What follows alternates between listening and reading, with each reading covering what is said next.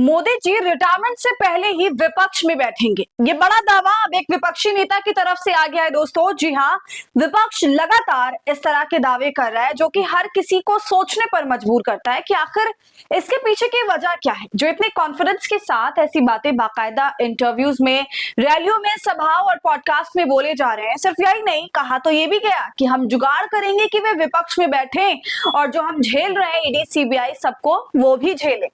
तो दोस्तों, पूरा मामला क्या है, किसने ये विस्फोटक बयान दिया है, सब कुछ आपको बताऊंगी इस वीडियो में, तो आप हमारे साथ अंत तक बने रहिएगा।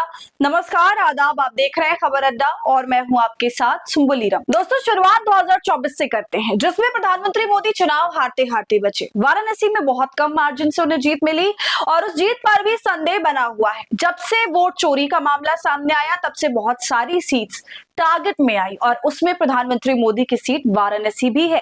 और दोस्तों, ये तो छोड़िए, भारतीय जनता पार्टी को बहुमत नहीं मिली, उसको गठबंधन की सरकार बनानी पड़ी। एक नहीं, वो भी दो दो जगह गठबंधन करना पड़ा।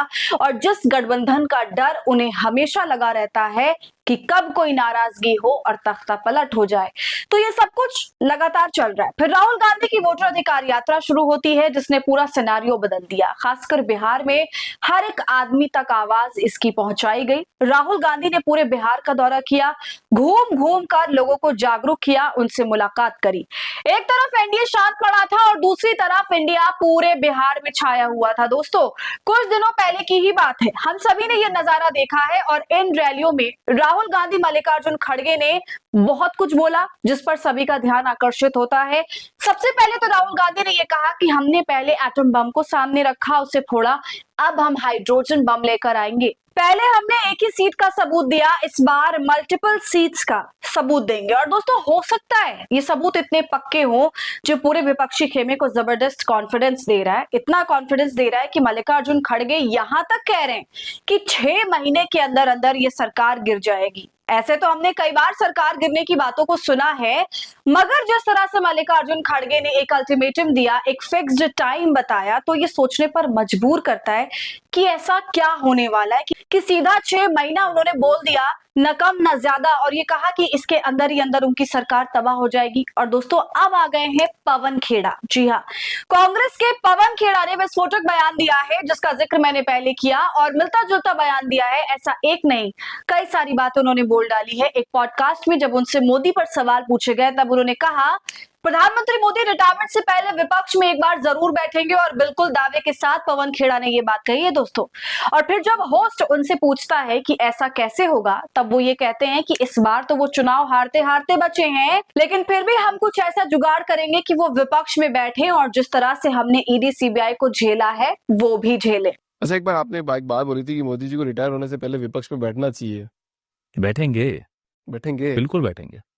कैसे बैठेंगे? अभी तो ऐसा ये भी बोला जाता है कि 76 ये बात आपने सही पूछा कि कैसे बैठेंगे। हाँ। अपना चुनाव जीतेंगे क्या? अभी बड़ी मुश्किल से जीते वाराणसी में। तो ये बात तो सही है कि वो बैठेंगे कैसे, लेकिन कुछ हम जुगाड़ बैठाएंगे कि वो बैठे हैं ऑपोजिशन में, और जो हम झेल रहे हैं पिछले 11 साल से वो भी झेलें, ईडी भी झेलें, सीबीआई भी झेलें, सब झेलें। तो दोस्तों, पवन खेड़ा के इस बयान से अब क्या समझा जाए? जिस तरह से तमाम विपक्षी नेताओं के पीछे ईडी सीबीआई का शिकंजा कसा जा रहा है, जेल की हवा तक खाकर आए हैं वो, तो क्या विपक्ष सत्ता में आने के बाद पूर्व की सत्ता को भी यही मजा चखाने वाली है? क्योंकि जाहिर सी बात है, सियासत में कोई दूध का धुला तो है नहीं, और आम जनता के पास तो आए दिन ऐसे सबूत आते रहते हैं जो ये बताते हैं कि कितनी ज्यादा गड़बड़ी हो रही है और जिसकी कोई जवाबदेही नहीं है, ना कोई सजा दी जा रही है। तो ऐसे में जब विपक्ष सत्ता में आएगा तो जाहिर है यही खेल दोहराया जाएगा, हर किसी की जांच होगी और उसे जेल में डाला जाएगा, ना सिर्फ नेताओं को बल्कि बड़े अधिकारियों को भी। क्योंकि आपको याद होगा, राहुल गांधी ने कहा था कि जो रिटायर हो गए हैं उनको भी ढूंढ निकालेंगे और जेल में डालेंगे। तो समझ रहे हैं आप दोस्तों, यहाँ पर राहुल गांधी का निशाना राजीव कुमार पर था, जो कि पूर्व मुख्य चुनाव आयुक्त रह चुके हैं, लेकिन यहाँ पर राहुल गांधी एक तीर से कई निशाने मार रहे थे। ये बयान कहीं ना कहीं सबके लिए था जो कि इसके हकदार हैं। अभी कल परसों की ही बात है दोस्तों, आपने देखा कैसे इंडिया टुडे के मंच से 3 पूर्व चुनाव आयुक्त ने ज्ञानेश कुमार की कैसे धज्जियां उड़ाई। उन्होंने ज्ञानेश कुमार को गलत बताया, कहा कि कैसे उन्हें देश के नेता प्रतिपक्ष के सवालों का जवाब देना चाहिए था, सिचुएशन को किस तरह से डील करना चाहिए था। इंडिया टुडे के कार्यक्रम में पहुंचे पूर्व चुनाव आयुक्त एसवाई कुरैशी, अशोक लवासा, ओपी रावत, ये तीनों वो इंसान हैं जो भारत के चुनाव आयुक्त यानी इलेक्शन कमिश्नर रह चुके हैं और बहुत सारे इलेक्शन जो हैं इनकी देखरेख में हो चुके हैं। दोस्तों, इस पूरी वार्तालाप में जो मुख्य बात रही इन इलेक्शन कमिश्नर्स की तरफ से वो ये कि वोट चोरी के आरोप पर ज्ञानेश कुमार का जो रवैया था वो बिल्कुल भी सही नहीं था। उन्होंने बातों को सिर्फ टाला, सही जवाब नहीं दे पाए और ना सिचुएशन को क्लियर कर पाए। उन्होंने ये भी बोला कि ज्ञानेश कुमार ने जिस तरीके से राहुल गांधी से हलफनामा और सार्वजनिक माफी मांगने के लिए कहा वो ज्ञानेश कुमार की सबसे बड़ी गलती थी। पूर्व मुख्य चुनाव आयुक्त कुरैशी कहते हैं, मत भूलिए राहुल गांधी विपक्ष के नेता हैं, वो सिर्फ अपनी राय नहीं बल्कि लाखों लोगों की राय रख रहे हैं। इसलिए अगर वो टिप्पणी करते हैं तो आयोग का नाराज होना स्वाभाविक नहीं है, आयोग का नाराज होना गलत है। सुन रहे हैं आप दोस्तों, बिल्कुल इन्हीं लफ्जों में ये पूरी बात कही गई। फिर पूर्व मुख्य चुनाव आयुक्त कुरैशी से सवाल पूछा गया कि अगर आप ज्ञानेश की जगह होते तो क्या करते। इस पर कुरैशी साफ शब्दों में, बिना झिझक, बेहद आसान शब्दों में एक लाइन में जवाब देते, कहते हैं कि हम जांच का आदेश देते और इसे गंभीरता से लेते। तो दोस्तों, यही कहना तो विपक्ष का भी है, आम जनता का भी है। चुनाव आयोग को वो करना चाहिए जो उसका काम है।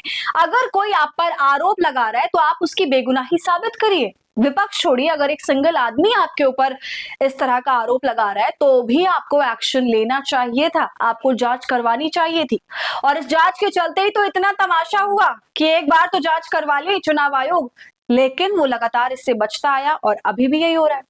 और ऐसा नहीं है कि दोस्तों ज्ञानेश कुमार को पता नहीं उन्हें क्या करना है, सब कुछ मालूम है, लेकिन ये मौका उनको उनके पूरे कार्यकाल को बहुत शर्मसार करने वाला है। जब पूर्व चुनाव आयुक्त उन्हें भरे मंच से बता रहे हैं कि आपको क्या करना चाहिए था, ये अपने आप में बहुत बड़ी बेइज्जती है और इसे ही धज्जियां उड़ना कहते हैं।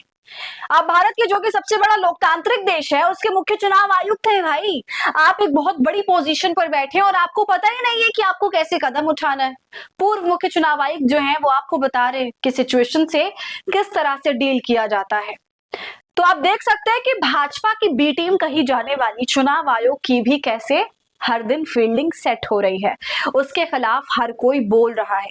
तो ये कहीं ना कहीं एक संकेत आने वाले वक्त का है। खैर दोस्तों, आपको क्या लगता है पवन खेड़ा की बात से और इन चुनाव आयुक्तों की बात से आप कितना सहमत हैं? अपनी राय हमें कमेंट कर जरूर बताइए।